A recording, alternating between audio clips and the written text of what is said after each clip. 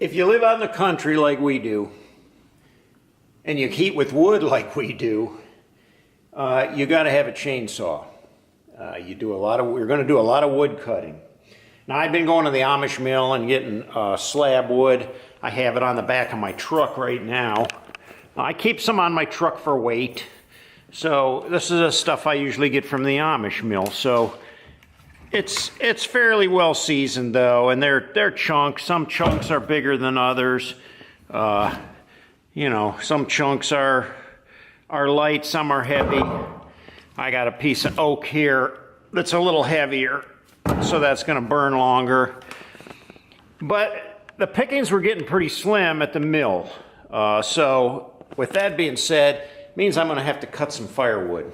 And I got a big dead tree outside beside the house. Actually, it's that one right there.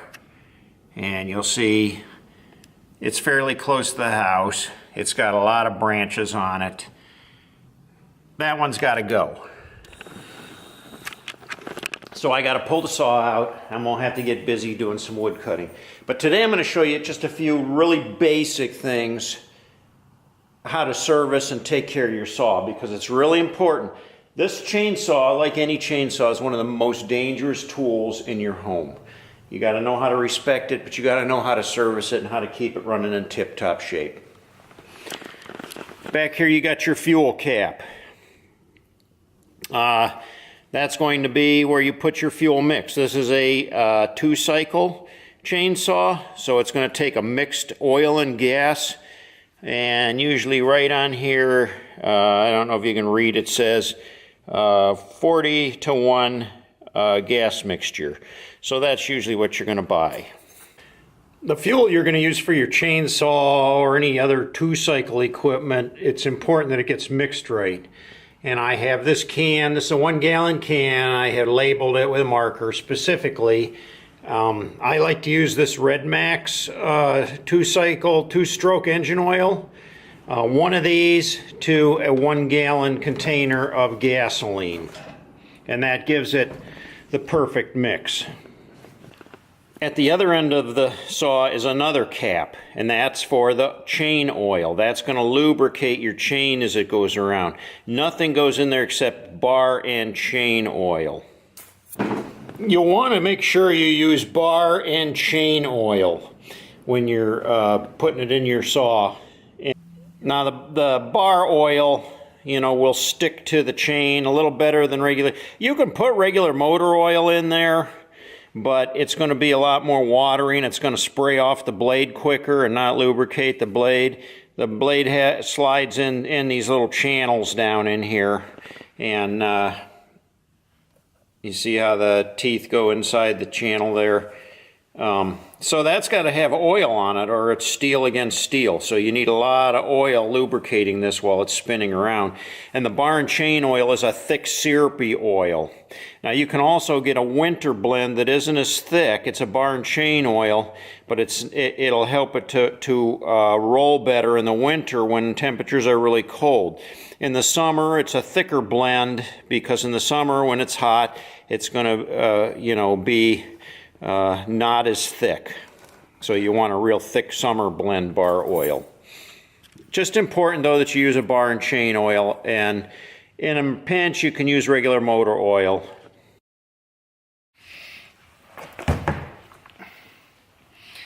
I like to take my saw and I put the bar in the vise, not to pinch the chain, but just to come up right about middle of the bar there and tighten that vise up real good, so you know it's not going anywhere. It's tight in there. It'll give you some work. The chain should still be able to turn.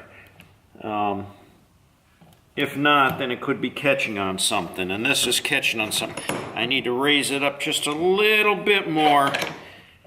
There we go. Now it turns right. So we'll tighten it up. That way it turns. This is your chain lock, this handle right here. Pull it forward, the chain isn't going to move. When I pull it back, the chain will move. How exactly does that work?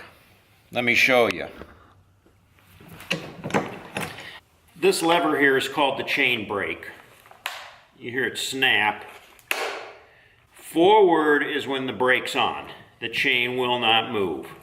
When it's pulled back, the chain will move. So how does that work? When I'm sawing with the chainsaw and it kicks back, see how it hits my wrist there? And it has clicked it and locked the blade before this thing comes back and cuts me. That's the trick of it. The other thing I want to talk about quickly is when you're cutting with the saw. Let's say this is a log and you're cutting down this way. Because of the rotation of that chain, when you touch the log, it's going to pull into the log. If you're going to come up underneath and cut the log from the underside up, the saw is going to want to kick back this way. You just need to be prepared for that. And depending on how your tree is laying or anything, it's really easy to get these things pinched in a tree. So you kind of have to plan ahead and see where the pressure, how the pressure is before you decide to cut on top or come up from underneath. You never want to cut with the tip of the bar. This thing's spinning around like a wheel, like a gear. And when it hits whatever it hits on, the first thing it's going to want to do is boom, boom, kick up. If you're cutting with that tip, you don't want to cut with that tip, okay? Just a major safety issue.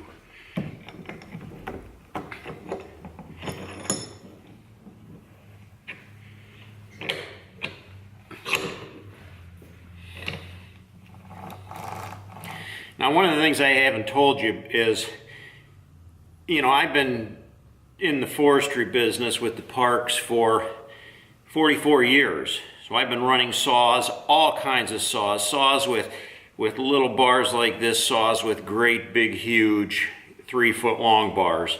I've cut down trees that you couldn't even imagine. Some trees that were absolutely humongous. One thing I've never done in tree work is climb. I'm not a tree climber. I am a tree feller. I can cut trees. I can drop a tree right on a pop can. And, you know, we worked as a crew. We had people there with ropes. We had, you know, a lot of safety stuff. So that's where I learned everything. But today I'm just giving you some homeowner basics. That's it. There's a lot to know about chainsawing. A lot. It can get you in a lot of trouble really quick. And just like swimming, you really shouldn't run the saw by yourself unless you really, really know what you're doing and you're being extremely, extremely cautious. Wearing all the safety gear. I'm going to talk about sharpening the saw right now. It's really important. If your saw isn't sharp, you're going to cut through the wood and the blade's going to get hot. It's going to start smoking. It's going to burn through the wood. You're going to be fighting it. You shouldn't have to fight your saw. This saw should just cut right through the wood like butter. And it should be a nice straight cut. If you're cutting into the log and your saw starts cutting on a curve this way or that way, it means your saw isn't sharpened correctly. It might go down, you know, part way and start jamming up or binding up, and like it's hitting something, like it won't cut anymore. And that's because your saw isn't sharpened right. It just, you know, the blades want to cut on a curve, and eventually it'll just kind of bind up there and it won't cut anymore. So I'm going to show you some basics about quick touch-up sharpening. I'm using a 5/32 4mm file for my saw. The chain tension should be so that I can pull it down, but it snaps right back up. I should be able to, you know, just tug on it, a little bit of pressure, and it snaps right back up, and it still turns. If you have it too tight and you can barely pull it down, and you have to really force it to get it to turn, you have it a little too tight. So this is what you want, just about enough slack where you can pull it down a little bit and it snaps right back up in there. Your chain should never be sagging like this when you're cutting with it. It'll be too loose and it'll come off the bar. Let's look at these teeth for a minute. You'll see the angle of the tooth That's the cutting edge right there. This right here is the cutting edge. And then you'll want to look at this width here. As you go back then and come to the next blade, you want to make sure this width is about the same and that your angle, even though it's going the different way, is got the same angle on it. So I'm going to start sharpening, and I'm going to go this way. And when I sharpen, I'm going to use my file, and I'm only going to push and pull it away. Now if I take, say, 5 or 6 strokes on this, let's say I'm going to do 6 strokes. I'm going to count 1, 2, 3, 4, 5. And you'll see I'm always going out. I'm not pulling back and sawing. I just want to push my file. I'll skip this one because I want to turn my saw around before I do that, and I'll go to the next one. 1, 2, 3, 4, 5, 6. So every one I'm going to do 6 strokes on, and make sure I keep my file at the same angle on every one. And I'm gonna want to come in this way, but I also want to kind of pull up on it a little bit as I'm filing it. So key is I want to get this edge right here razor blade sharp. I like to wear gloves when I do this because these blades can get pretty sharp, and that way, my file doesn't have a handle on it. I can hold the thing. I'm going to lock the blade down so my blade won't slide. It's tight. And then I'm going to get my angle right. 1, 2, 3, 4, 5. Skip one. 1, 2, 3, 4, 5. Skip one. 1, 2, 3, 4, 5. Break off, pull it back again, expose more blades. 1, 2, 3, 4, 5. 1, 2, 3, 4, 5. Now ideally you want each one of these blades to be all exactly the same as far as measurements go. So you want to look at them carefully. If you have one blade that's really short and the other ones are long, that blade isn't going to cut. The longer ones are going to do the cutting. Ideally you want all your blades to be the same angle and the same size.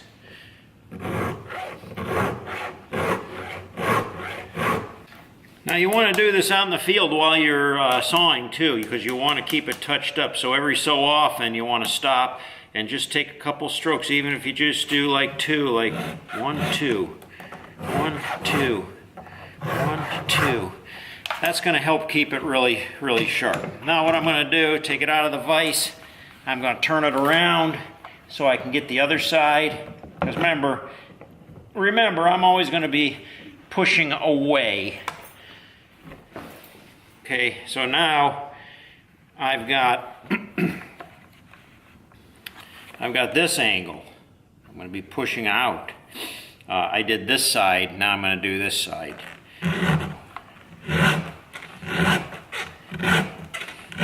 Remember, I did 5 strokes on the other one. 5 strokes on this side too. My saw is all sharp now, it's ready to go.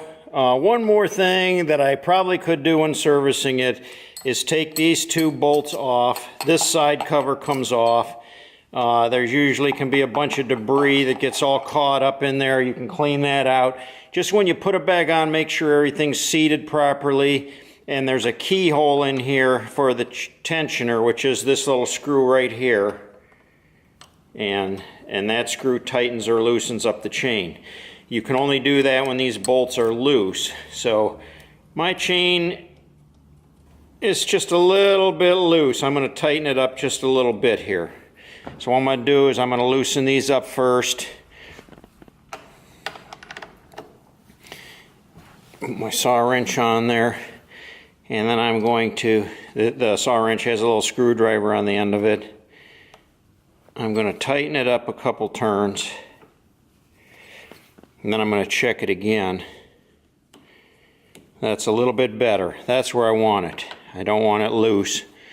Now these have to be snugged up pretty tight, otherwise they're going to vibrate right off on you.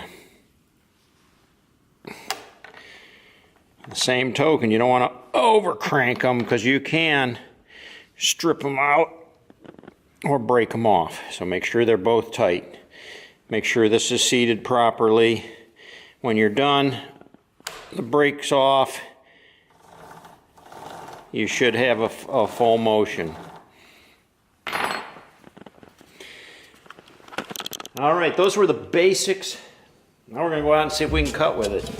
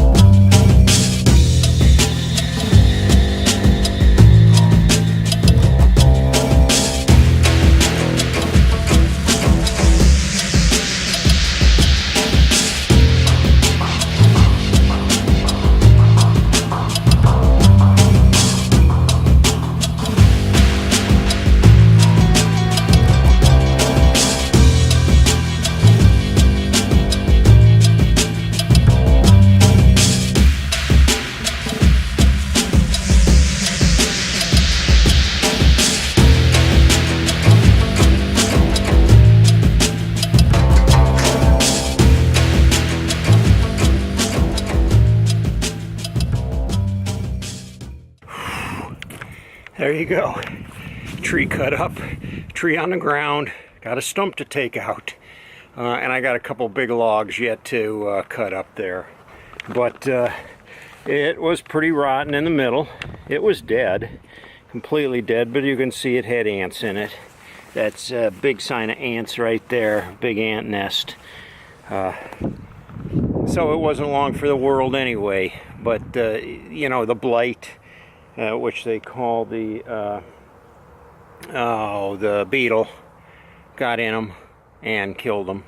And we've got like all these dead trees too, that same thing. The beetle got to them. So it's good firewood though. So I got it all cut up. That's another job for tomorrow. Now remember, when you're running the saw, one of the biggest enemies of that blade is touching the ground with it.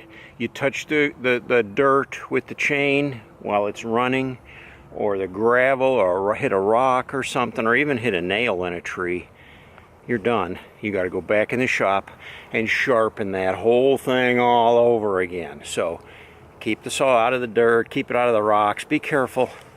And if you do have to chainsaw and you're around the house by yourself, take extra caution. Let somebody know what you're doing ahead of time. I let V know in the house. She knows I'm out here. She's keeping an eye on me. If anything were to happen, she could call for help right away. But I didn't take any outstanding risks as far as I felt. So tomorrow we'll tackle the rest of it and start carrying it up and stack it up here on the porch and rebuild our firewood supply, which is dwindling.